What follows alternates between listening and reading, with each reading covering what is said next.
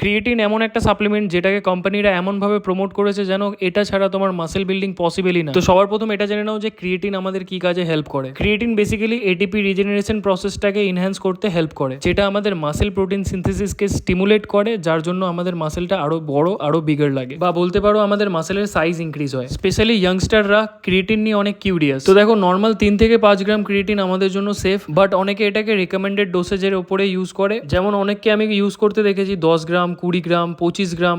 তো এটা একদমই সেফ না। ক্রিয়েটিন আমাদের মাসেলে ওয়াটার রিটেনশন বাড়ায়, তার জন্য মাসেল মাস যতটা ইনক্রিজ হবে তোমার এক্সেসিভ ডোসেজ ইউজ করলে তোমাদের ফ্যাটও গেইন হবে অ্যান্ড তার সাথে বডি ওয়েট র্যাপিডলি ইনক্রিজ হবে, যেটা তোমাদের জন্য একদমই হেলদি না। তো এবার দেখো, যারা ননভেজ কনজিউম করো তাদের মাসেলসের ভেতর এমনিতেই এনাফ পরিমাণে ক্রিয়েটিনিন ফসফেট স্টোর থাকে, যেটাতে তোমরা ইজিলি মাসেল বিল্ড করতে পারবে। তার জন্য আলাদা করে সাপ্লিমেন্টেশনের দরকার নেই। যারা ভেজিটেরিয়ান বা যারা অ্যাথলিট তারা এই সাপ্লিমেন্টটা ইউজ করতে পারো। তার মানে এটা না যে